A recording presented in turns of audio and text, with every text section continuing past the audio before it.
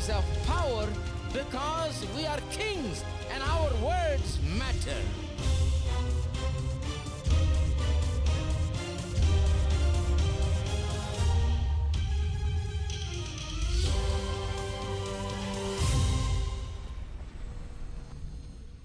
Blessing is something that you cannot hide. God says when it gets to that kind of a thing, I want the glory. I want to bless you in such a way. I want to bless you beyond what you think. I want to bless you beyond all measure that you have in your mind. Because people must know this is not just an ordinary thing. It is God who has done this for this person.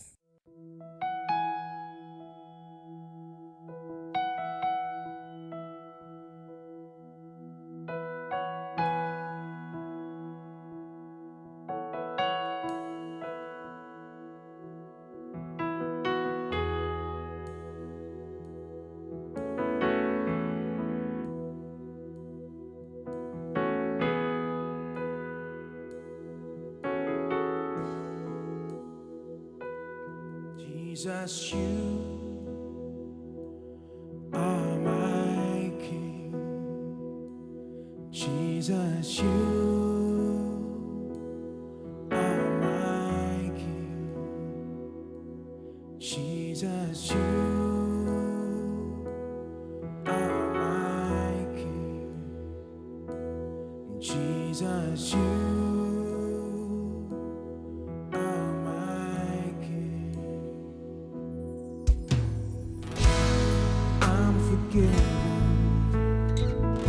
You were forsaken, I'm accepted. You were condemned, I'm alive and well. Your spirit is within me, because you died and rose again. Amazing love, how can it be that you, my King, died for me? Amazing love, I know it's true. It's my joy to honor you in all I do.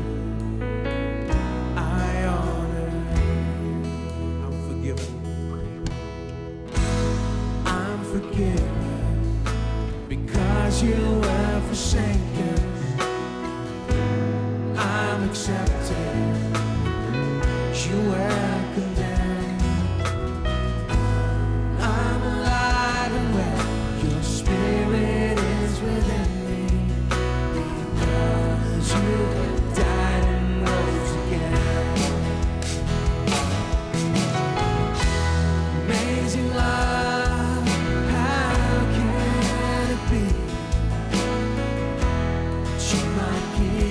die for me. Amazing love, I know it's true. It's my joy to honor you. Amazing love, how can it be that you, my King, should die for me?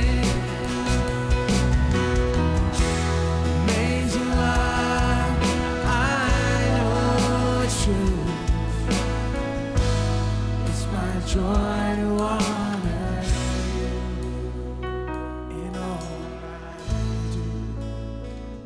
I honor you.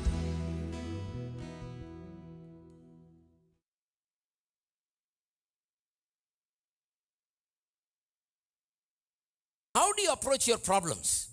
Your impossible problems. You're going to be glad today when I get through saying this. Your impossible problems, your greatest difficulties are going to be used by God in such a way and worked out in such a way that when you come out of those things, when you succeed in these things, When people look at you, they'll know that it is God who got you out of it. It is God's power. It is God's glory. It is God who has done this for you. Turn with me to Numbers chapter 13. You remember the story of how the spies were sent to spy into the city of Jericho before the people of Israel could go and possess the promised land, right? So look at this, verse 27, Numbers chapter 13, verse 27. Then they told him and said, we went to the land where you sent us. It truly flows with milk and honey, and this is its fruit. Nevertheless, the people who dwell in the land are, everybody say strong. The cities are, everybody say fortified and very large. Moreover, we saw the descendants of Anak there. All right? So, God says, I've given you this land. This is your land. I've given you this land. Just go and see and possess it. So, they sent the spies. They come out with this news. They say, well, it truly flows with milk and honey. But the problem is this. The people who dwell in the land, they're strong. The cities are fortified and very large. You can't easily get in. Big walls there. They're very large. And too large a city for us to go and just simply take over like this. Moreover, we saw the descendants of Anak there. Who are the descendants of Anak? Verse 31. But the men who had gone up with him said, we are not able to go up against the people, for they are stronger than we. Everybody say stronger than we. This is their report. And they gave the children of Israel a bad report of the land which they had spied out, saying, the land through which we have gone as spies is a land that devours its inhabitants, and all the people whom we saw in it are men of great stature. There we saw the giants, the descendants of Anak. See, the descendants of Anak were giants. The descendants of Anak came from the giants. And we were like grasshoppers in our own sight, and so were we in their sight. So, problem. God said, this is a city that I'm giving you. You take it. But when they went and saw, the city was too big. The walls are too big. The people are too strong. Besides, the children of Anak are there. They're very strong. They're giants. And in front of the giants, these people look like grasshoppers, you know. These are such tall men known as giants. And people sing their praises everywhere that nobody can stand against the sons of Anak because they're strong, mighty men. So these are very small people. The people of Israel found themselves very small, very insignificant, very powerless. And they come back and report. But the thing is this. Don't you think God knows all of this? When I read this, I said, wait a minute. Before God said, I'm giving you this land, didn't he think about the giants? Didn't he know how big the walls were? Didn't he know that this small group of people, this is too big a city? Didn't he know that it's very well fortified? And they've got weapons, they got all kinds of army and everything. Didn't God know that Anak, sons of Anak were there, these giants were there? Didn't God know? The thing is, God knew. And God didn't want them to take them to any lesser place.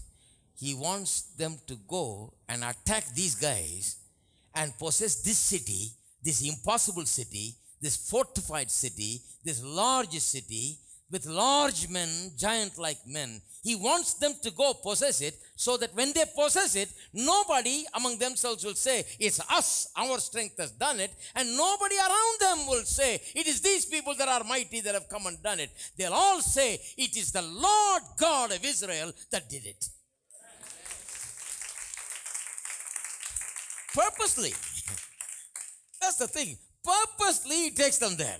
He takes them to the very champions. These guys are big guys and they are winners. And he says, you're going to defeat them.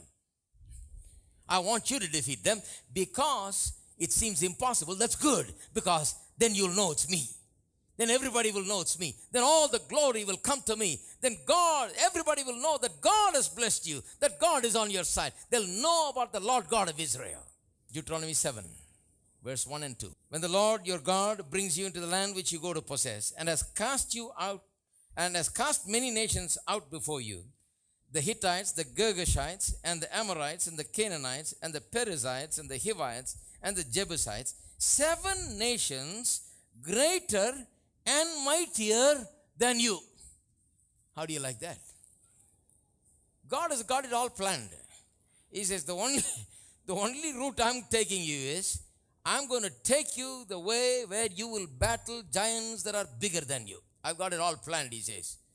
You're going to defeat 7 nations that are greater and mightier than you. Now these fellows are saying, Lord, don't you know they are mightier than us? This is unfair. Why did you bring us over here? You can't put us up before those fellows. They are bigger than us. God says, that's why I brought you here. Now you're saying, well, God, this problem is too big. Don't you know this is too big a problem? The Bible says God will not tempt you with anything that is greater than you to handle. Hello? So I'm telling you, no matter what problem you're going through, you're not going through a big problem. Hello? So what's your problem? No matter how big your problem is, it is not big because the one who is inside you is bigger.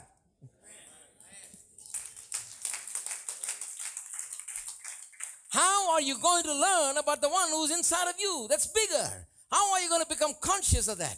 How is the world going to know that the one who's inside of you is bigger? The world is going to know when you win your battles, when you take that impossible giant, when you take that impossible fortified wall, when you take the too large a thing, when you handle that, when you overcome it, when you buy that land that you cannot buy, when you build that house that you cannot build, when you create that company that you could not have ever done, when you create that success in your life that you could not have mustered up. Hello? When you do that, then God says, I like that.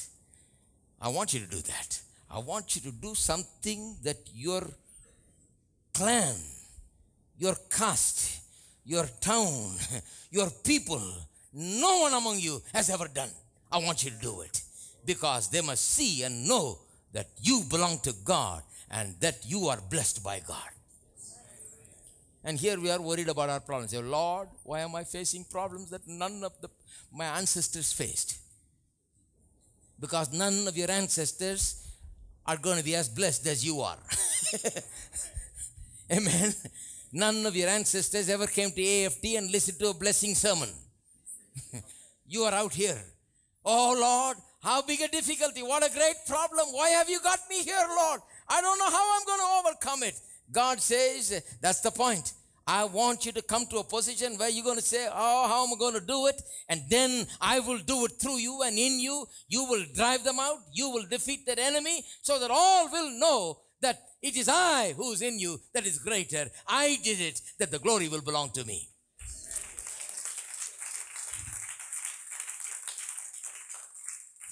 You see, that's why he wanted them to go and occupy wells that they did not dig, houses they did not build, and eat out of the trees that they did not plant, and enjoy the houses that they had nothing to do with, and enjoy much more abundance that they could ever afford.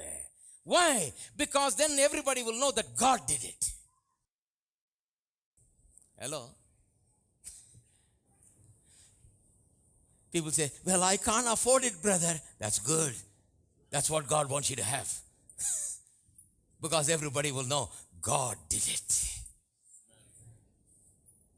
When you look at a house and you think, I can never afford it. Well, just think about it. God might want you to have it for His glory. We never think of His glory, you see. God says, I want you to have it because it is for my glory. You see. You see, your problems, the great difficulties that you think you have, are to show forth God's glory. Approach it that way. God wants all the glory. So when you look at problems bigger than you, you say, praise God, God is up to something. I don't know what He's up to, but He's up to something. He's going to show something. He's going to prove something. He's going to do something. He's going to do His miracles. I'm going to look for His miracles in this situation. I'm not going to be afraid because God knows that this is bigger than me. But God also knows that He is bigger than this. And He is inside of me. And He's got me positioned for a victory. And I'm going to see victory through this situation. That's the way you must approach your problems, you see. You must not approach it with a defeatist attitude, you see. These people were small in number, small in this thing, you know. But God says, never mind, you're going to run 7 nations out. Listen to this. And when the Lord your God delivers them over to you, verse 2, you shall conquer them and utterly destroy them. You shall make no covenant with them, nor show mercy to them. Chapter 9, verse 1 to 3. Hear, O Israel, you are to cross over Jordan today. Every time God says, get ready to cross over, they say, my God, you know, I don't know what He's got up His sleeve now. He's got somebody bigger than us. He's got some nation mightier than us. He's got some group that is bigger, larger in number than us. He's got much more than we can handle. But they never failed. When they trusted in God, they never failed, you see. Hear, O Israel, you are to cross over the Jordan today and go into dispossessed nations greater. Everybody say greater. And mightier than yourself. Purposely lead them into that. Say, you want to fight? I got a big fellow you want to fight. He says, oh Lord, he's too big. He says, that's the one you need to fight. Because when you get through fighting and when you get through winning, everybody will know it's not you, it's me who did it for you. See, God wants to get the glory. That's the way you need to look at your problems. Look at this. He says, to go and dispossess nations greater and mightier than yourself, cities great and fortified up to heaven. That means there are walls reaching up to heaven. How are you going to cross those? I mean, those walls look so big in Jericho, but look how fast they came down. Isn't that amazing? The bigger they look, the faster they fall. That's what I found out. That's my great revelation and discovery that I've made. The bigger the problem looks, the easier it comes down. Goliath was big. It took one little stone. Boom. He fell. Jericho walls were so big, fortified, all the way up to heaven. It looked like, oh God, who is going to climb over this thing? It just fell down. They just walked over it, just like that. Just one shout brought this whole thing down. You see, it's not like what you think, you see. Listen to this. Cities great and fortified up to heaven, a people great and tall. People are tall, walls are tall. They're greater and mightier.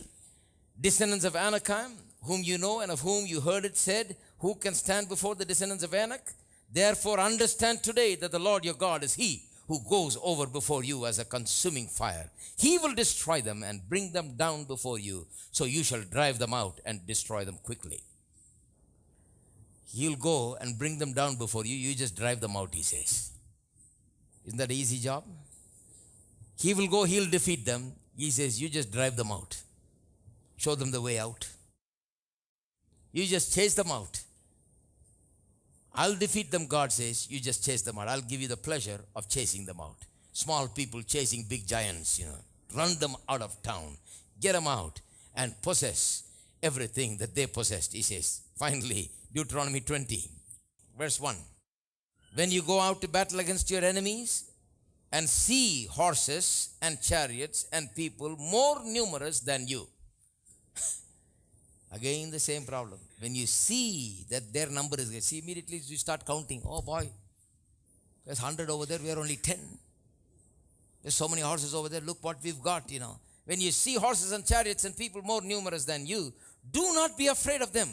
For the Lord your God is with you, who brought you up from the land of Egypt. So it shall be, when you are on the verge of a battle, that the priest shall approach and speak to the people, and he shall say to them, look at the role of the priest, my friend. That's so important. What the priest must say. See, people are good at looking and counting and numbering and being afraid. So they're told, when you go up to battle today, I'm telling you ahead of time, He says. There's going to be more people there. There's going to be more horses, more chariots on that side. But you don't be afraid. You don't see. Don't allow your eyes to just get you scared. Don't allow your sense knowledge to work too much. Don't allow your thinking to get in the way. Remember how Peter sank in the water? The wave didn't sink him. God didn't sink him. The devil didn't sink him. Hello? He saw the wave and he had some thoughts. That's what caused him to sink. Because if the wave could sink him, he was already walking on the wave. Why didn't it sink him before? It should have sunk him before, a few minutes ago when he was walking on water. Why now? What was the difference between a few moments ago when he was walking on water and now when he's sinking? The difference is, before he was not looking at the wave and considering it as anything big, but now he's looking at the wave and the wind and thinking of it as something big. It is not the problem that's your problem. It is what you think about your problem that's the problem. Hello? Are you there? It's what you're thinking. It is not your problem that's the problem. It is the thought that your problem produces that's the problem. It is not the sickness that is the problem. It is the thought that your sickness produces. It is not the money problem that produces problems. It is what the money problem produces by way of thoughts that's a problem. Thoughts sink you. Your money problem will never sink you. Your sickness will never sink you. Your enemies will never sink you. The devil will never sink you. What you think about all of these things will sink you. Hello? So God is getting them ready. He said, all right, you're going to go up. Don't see and be afraid, because they're going to be more in number, in chariots, horses, men, and everything. Then he says, the priest must go and they must speak. He shall say to them, the priest shall say to them, verse 3, hear, O Israel, today you are on the verge of battle with your enemies. Do not let your heart faint. Do not be afraid, and do not tremble or be terrified because of them. See, that's how the situation looked. They were so big. Chariots, horses, weapons, everything. These people had nothing, you see. He said, don't be terrified, don't be afraid, don't lose heart. And then he says, for the Lord your God is he who goes with you to fight for you against your enemies, to save you. Literally, to save you means to give you victory. To give you victory. So what is the problem? The problem is the fear. The problem is what you think about it. See, fear comes from thoughts, words. Many times priests are not right. This priest was told to go and tell them, don't be afraid, don't be terrified, don't lose your heart. Don't be shaken by these things, for your Lord your God is with you, he says. God has got his men to speak these words, and that is why I'm speaking these words to you today. I know that some of you are troubled in your hearts because of your problems, maybe. I know that some of you have come with difficulties and problems that are too overwhelming, and you're wondering, why God? Why? Why am I facing such a big problem? Why this such great difficulty? Why am I facing all of these problems? How am I going to ever overcome this? I'm telling you, the Lord your God is with you. He will go before you. He will fight for you to give you the victory. What you do in the meanwhile is don't see and get afraid. Don't keep looking at the problems and be terrified. Don't meditate upon what you see in front of you and start counting the numbers and get afraid. Because it doesn't matter. The numbers don't matter. All the strength that you see out there on the other side does not matter. Because whatever the strength is, God's strength matches it and is much more than that strength. That's what this whole thing is about. God wants to get the glory. So the blessing of the Lord is like this. The blessing of the Lord is something that God by his grace gives us. And when you are blessed, God says, I want the whole world to know that I have blessed you. It's not that you've gone and gotten something. It is that God has blessed you. God wants you to make known to the world that God has blessed you. Amen. How many of you know you cannot hide blessings? When God blesses you, you cannot hide it. If a guy gets 10 crores today, you think he can hide it? Yeah, he can hide it for 24 hours maybe. But next 24 hours, you'll find him coming out with a big truckload of TV, stereo, sofa set. You'll see him coming with a new car. Everybody will know something has happened to that guy. Blessing is something that you cannot hide. God says when it gets to that kind of a thing, I want the glory. I want to bless you in such a way. I want to bless you beyond what you think. I want to bless you beyond all measure that you have in your mind. Because people must know this is not just an ordinary thing. It is God who has done this for this person. Let's clap our hands.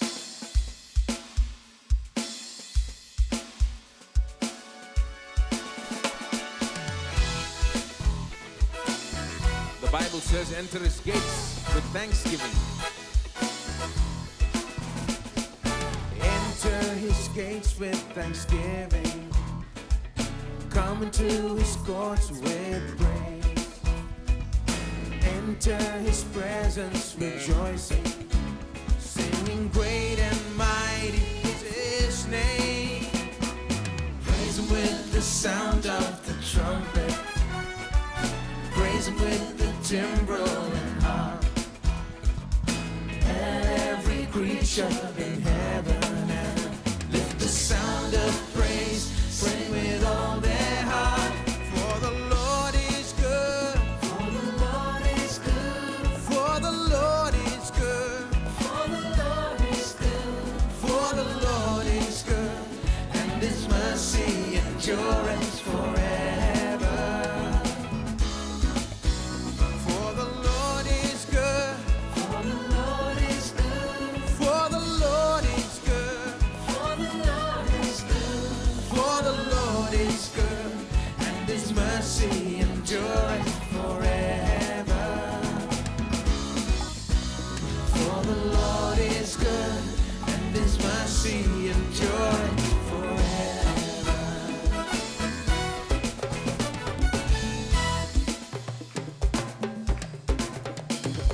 Jesus the Son is exalted, maker of everything. Come now and bow down before him. Lift your hands in praise, raise your voice to sing. For the Lord is good. For the Lord is good. For the Lord is good. For the Lord is good. For the Lord is good.